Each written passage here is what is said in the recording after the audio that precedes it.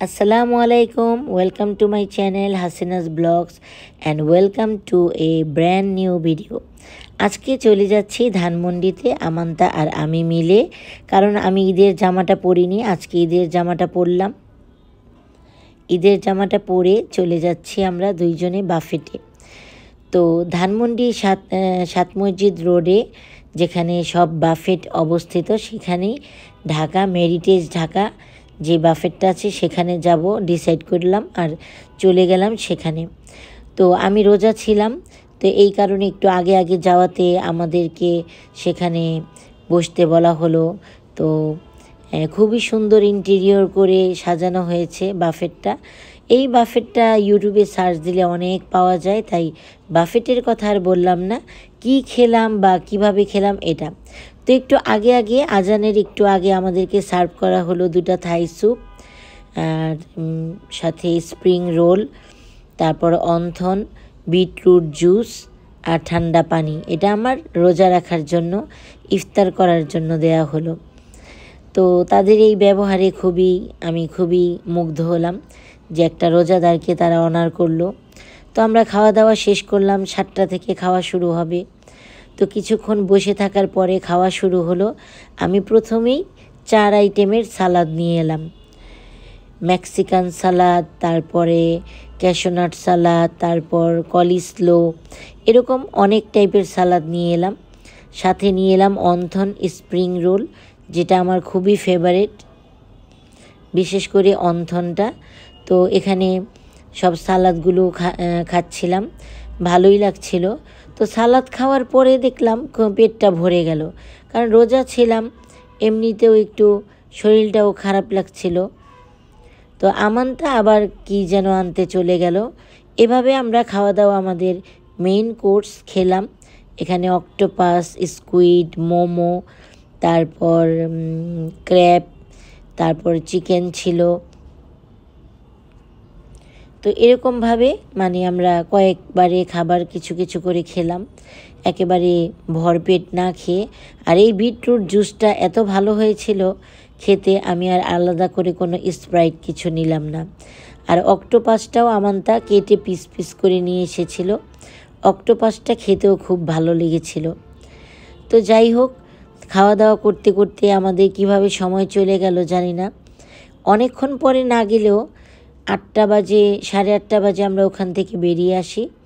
আমান্তা আরেকটা প্লেটে নিয়ে এলো এখানে ডোরি ফিশ, তারপর স্কুইড, তারপর নুডলস, তারপর ক্র্যাবও ছিল এখানে।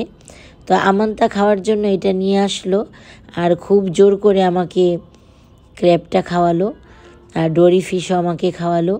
তো আমরা মা মেয়ে মিলে যতটুকু আমাদের পেটে আটবে ততটুকুই আমরা খেলাম।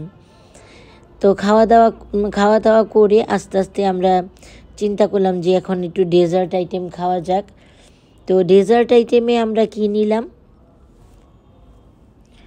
এখানে তো সবাই ছবি তুলতে ব্যস্ত, খাবার নিতে ব্যস্ত, আমি আর উঠলামই না।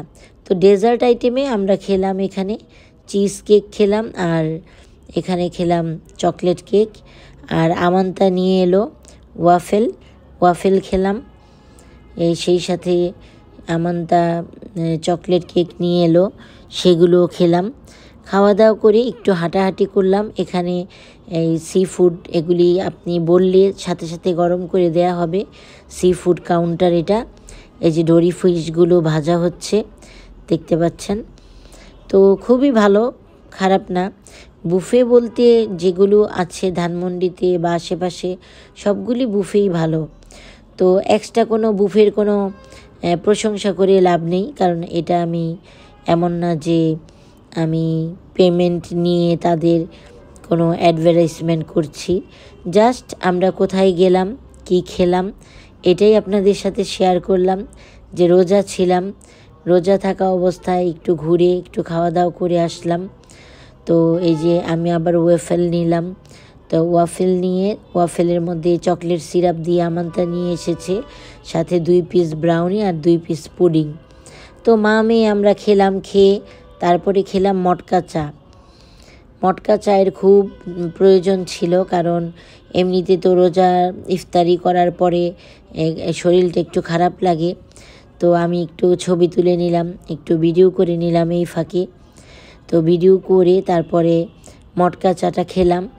মটকা চাটা খেয়ে তারপরে একটু ঘোরাঘুরি করলাম,